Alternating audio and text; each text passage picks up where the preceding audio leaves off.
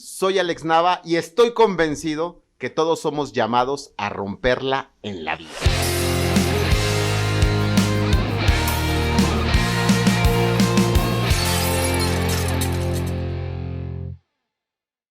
Hola, ¿qué tal? Soy Alex Nava y estoy convencido que todos hemos venido a esta tierra a romperla en la vida. Episodio 66 en nuestro podcast, y el día de hoy quiero compartirte acerca de la nueva tendencia de liderazgo llamada Liderazgo 5.0. De liderazgo siempre hay principios de los cuales se han hablado toda la vida y podemos distinguirlos históricamente, independientemente del contexto, desde movimientos sociales, movimientos políticos, movimientos religiosos, desde la cuestión militar, desde la cuestión empresarial, pero finalmente siempre hay principios que trascienden las épocas, que independientemente del contexto son cosas que se esperan en el liderazgo, como el ser un ejemplo, como el escuchar a la gente, como potenciar las capacidades, apuntalar sobre las fortalezas, el ser estratégico y demás.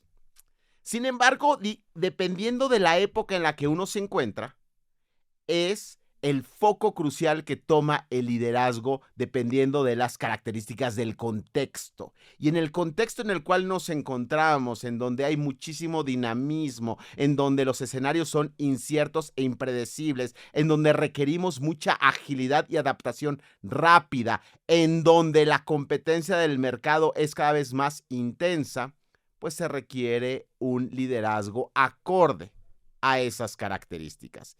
Y ese es el liderazgo 5.0, el que está respondiendo a las necesidades del contexto actual. Para hacer un recorrido rápido de una clasificación básica sobre liderazgo, quiero comentarte que el liderazgo 1.0 es el liderazgo enfocado completamente en el resultado. No importa cómo se llegue, pero hay que llegar. No nos interesa la gente, a veces no tanto el proceso, nos interesa el resultado. Liderazgo 2.0 ya vino un enfoque en el proceso. Nos interesa la mejor manera de hacer las cosas y es el boom de todas las metodologías de calidad, de Six Sigma, no desperdicios, buscar optimizar los procesos, sistemas de mejora continua para que podamos garantizar el mejor proceso posible. Liderazgo 3.0, además de enfocarnos en el resultado y además de enfocarnos en el proceso, enfocarnos en la persona, en el ser. Años 90, Daniel Goleman, el boom de la inteligencia emocional, y en el inicio de los 2000, toda la expansión del coaching buscando el enfoque en la persona, el trasladar de la famosa imagen del jefe al líder, dejar de ser autoritario para buscar un poco más de interacción con las personas, cuidar el salario emocional de la gente y hasta las recientes prácticas de bienestar y wellness alrededor del individuo. Liderazgo 4.0, además del resultado, además del enfoque en el proceso, además del enfoque en la persona, nos interesa que la gente se sienta parte de un equipo. Enfoque en el equipo, en la colaboración, entendiendo que en la colaboración hay grandeza que no existe en la individualidad, entendiendo el poder de la interdependencia y también entendiendo el poder del sentido de pertenencia. Y entonces viene la importancia de establecer un purpose statement que le dé como una identidad y un sentido de causa trascendente a todas las acciones cotidianas, y es ahí en donde pues se busca cohesionar a la gente como un gran equipo. En la pandemia se vivió mucho la necesidad de este tipo de liderazgo, y en un famoso estudio de McKinsey de por qué se dio el fenómeno de la gran renuncia, se catalogaba el sentido de pertenencia como la segunda gran razón por la cual la gente abandonaba el trabajo. Razón número 1, en este análisis que hizo esta consultora afamada, reconocieron que el no ser valorado era la razón número 1 por la cual la gente empezó a experimentar esta migración de trabajo, estos 44 millones de colaboradores que voluntariamente dejaron sus trabajos en Estados Unidos en la época en el 2021, la famosa Great Resignation. Y la número 2 era sentido de pertenencia. Entonces, el enfoque en el equipo se hizo evidente, y cómo poder dar visibilidad a todos y cómo poder ayudar a generar en medio de escenarios híbridos y virtuales, pues este sentido colectivo. ¿Qué le hace falta a este modelo de liderazgo?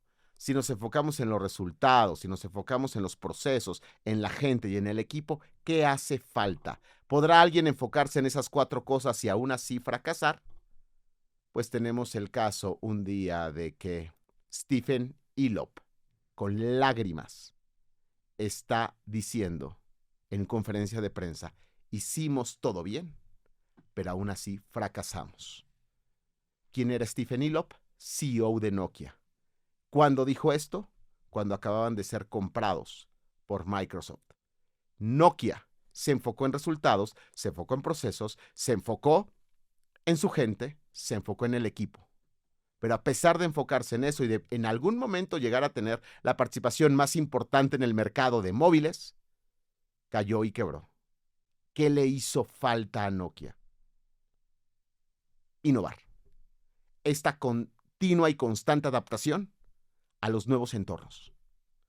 Esta búsqueda de nuevas soluciones ante las necesidades explícitas, pero sobre todo las implícitas, la que la gente no ve, pero que uno les ayuda a descubrir, o, como se dice de repente, cuando uno le genera una necesidad al cliente. ¿Qué hacer para detonar entonces la innovación? ¿Cómo y cuáles son las características de este líder 5.0? Quiero compartirte algunas de ellas. Número 1, humildad inteligente. Si hablamos de innovación, el líder sí o sí necesita tener humildad para escuchar las voces de las personas que están a su alrededor. ¿Por qué una persona que contrataste dice lo que dice? ¿Por qué alguien con inteligencia, con un desarrollo importante, que es parte de tu equipo, está hablando? ¿Qué está viendo? Aquellos que son introvertidos y que no les hemos escuchado, ¿qué es lo que piensan? Y entonces este líder busca llenarse de las voces y de las perspectivas.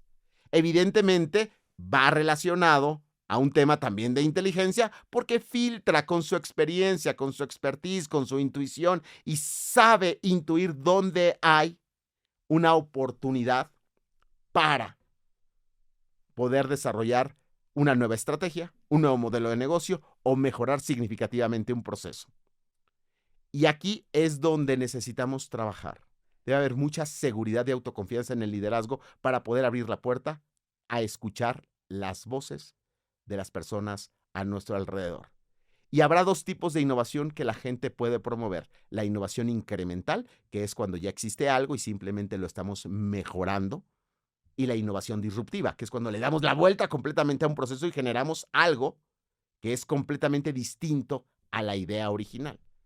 Entonces se necesita humildad inteligente para escuchar esas voces y sobre todo las voces de disrupción, porque son atrevidas, porque son locas, porque son, por definición, disruptivas y no encajan con el constructo mental que en ese momento uno tiene. Por lo tanto, el darle peso a esas voces es vital para poder encontrar posiblemente joyas estratégicas de crecimiento y de aceleración de penetración en el mercado. Siguiente característica. Necesita generar una cultura de creatividad colectiva. El mito del genio solitario es eso, es un mito. A una persona no se le pueden ocurrir todas las ideas todo el tiempo. Y aun cuando sea una persona con una alta creatividad, experiencia, expertise, historia, visión y magia personal, se le pueden ocurrir pocas ideas comparado con lo que un colectivo puede generar.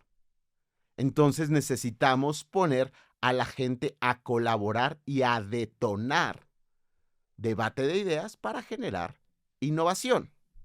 Entonces, ¿cómo le podemos hacer para generar una cultura de creatividad colectiva? Primero, número 1, que tiene que ver con la humildad inteligente, rompemos el mito del genio solitario. Después, número 2, empezamos a generar un entorno en donde se genera fricción intelectual, pero que no haya fricción social. Es decir, debate intenso de ideas, pero con un ambiente de altísimo respeto. Las relaciones no se deterioran. Imaginemos esto. ¿Qué pasa si hay mucha fricción intelectual, pero mucha fricción social? Se pueden llegar a soluciones creativas, innovadoras. Sin embargo, el desgaste emocional es muy alto. Y gradualmente la gente no va a querer participar en reuniones donde hay mucho desgaste emocional. ¿Qué pasa si no hay fricción intelectual, pero y tampoco hay fricción social? Entonces es un gran club social, es un gran club de amigos. Todos piensan de la misma manera y las cosas se hacen de la misma forma siempre. Es un gran colectivo, pero no hay innovación. Ahora, si está al revés, es un caos. Si hay mucha fricción social y no hay fricción intelectual, bueno, además de que llevarnos mal, no generamos ideas de nada. ¿Cómo hacer este juego? ¿Cómo lograr la alta fricción intelectual y la poca fricción social? Entendiendo que lo que se discute son las ideas. Las ideas se desbaratan, pero a las personas se les dignifica.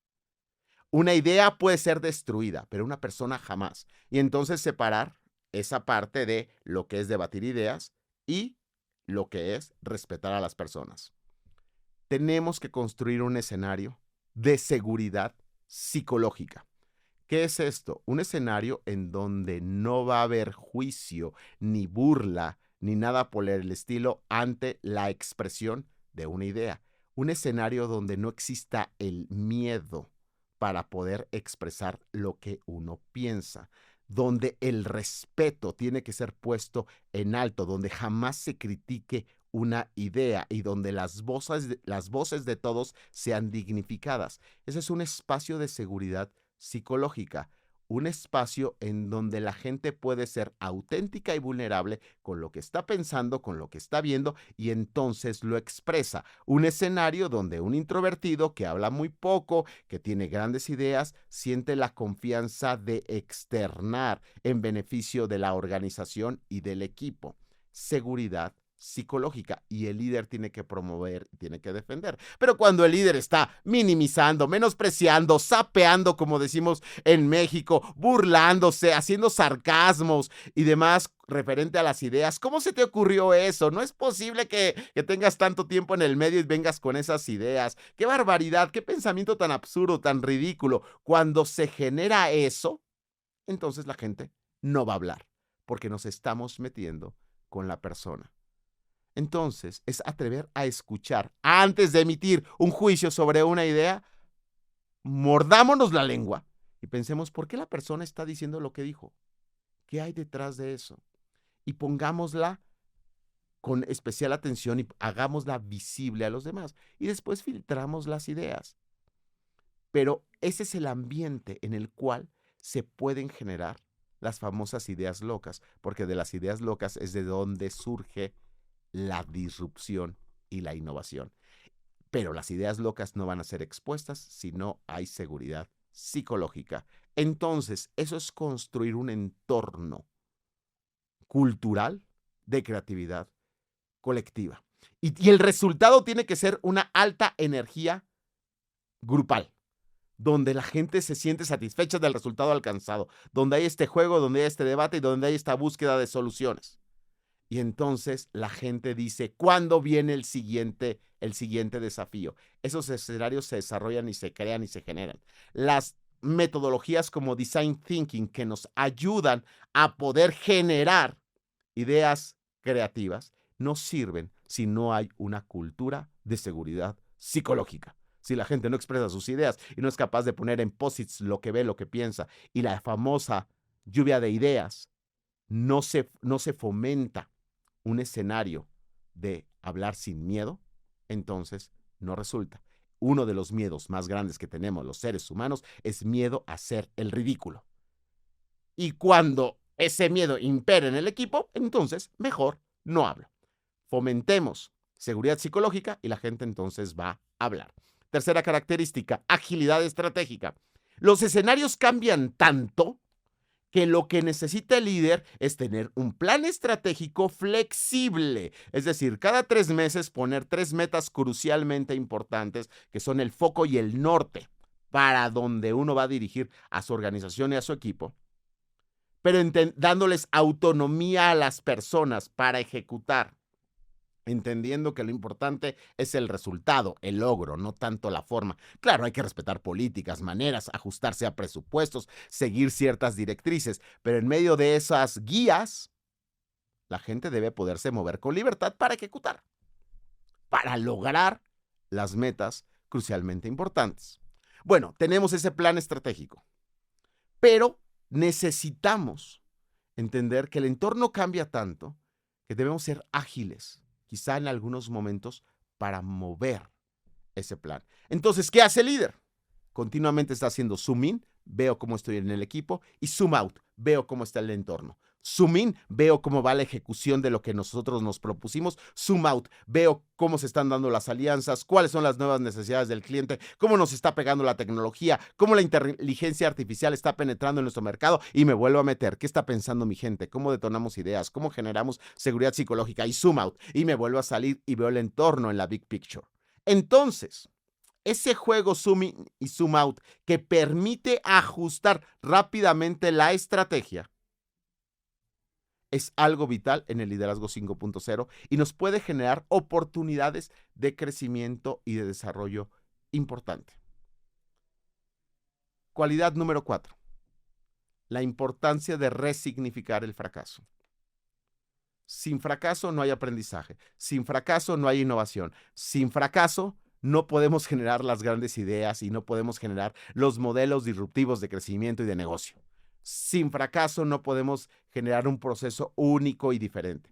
El fracaso es la antesala a la innovación y a la disrupción. Entonces, ¿qué tenemos que hacer? Tenemos que generar entornos en donde se pueda hablar del fracaso de una manera constructiva. Por ejemplo, debemos tener cada trimestre un espacio en donde no solamente hablamos de nuestros logros y en la evaluación anual o en la junta de resultados, no solo poner en el Excel o en los PowerPoints o en estas presentaciones hermosas los resultados que alcanzamos, sino aquello que no salió bien, pero no para puntualizar, tú no hiciste tu trabajo, sino más bien aquello que no salió bien y lo más importante que viene con aquello que no salió bien. ¿Cuál fue el aprendizaje? Y entonces, ¿qué pasaría si en tu junta anual pones un set de resultados que se alcanzaron en el año, suponiendo en el 2024, diciembre del 2024, pones todo lo que se logró, las metas que se superaron y se alcanzaron, pero también pones aquellas que no se alcanzaron y errores importantes que se cometieron. Pero a la par de eso, más que enfocarse en el error, decir, ¿y cuáles fueron nuestros grandes aprendizajes? Y así como se dan las famosas Fuck Up Nights, en donde la gente habla de sus fracasos y no solo de sus éxitos y de sus aprendizajes alrededor de los fracasos, también tener las Fuck Up Talks en nuestra empresa. Es decir, qué no salió bien y qué es lo que yo aprendí. Y ese aprendizaje es un tesoro, es un activo intelectual dentro de la organización. ¿Cómo estamos aprovechando todos los fracasos que existen en tu organización?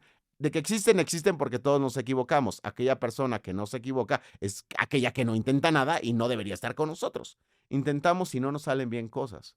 Entonces, debemos invitar a la gente a reconocer cuál es su aprendizaje y luego hacerlo visible para los demás y hacerlo accesible. Con eso generamos una comunidad de aprendizaje que ágilmente va mejorando. Lo que aprendió alguien referente a un error, eso también le puede ser útil a otra persona. Y aquí quiero cerrar haciendo una diferencia. Una cosa es un error y otra cosa es un fracaso. De hecho, en esto de resignificar el fracaso, tendríamos que dejar de llamarle fracaso y llamarle error. El error es algo que uno se equivoca y después le da a uno la vuelta. El fracaso es donde uno cae y de ahí ya no sale. Y en realidad no fracasamos laboralmente. Cometemos errores.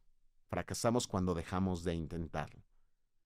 4 cosas que quiero compartirte para poder invitarte a trasladarte a un líder 5.0. En un escenario tan incierto y tan cambiante necesitamos innovación. Y por lo tanto, estas habilidades de humildad inteligente, de generar una cultura de creatividad colectiva, agilidad estratégica y resignificación del fracaso son vitales para poder lograrlo. Deseo que sea útil para tu gestión de liderazgo. Soy Alex Nava y estoy convencido que todos hemos venido a esta tierra a innovar y a romperla en la vida.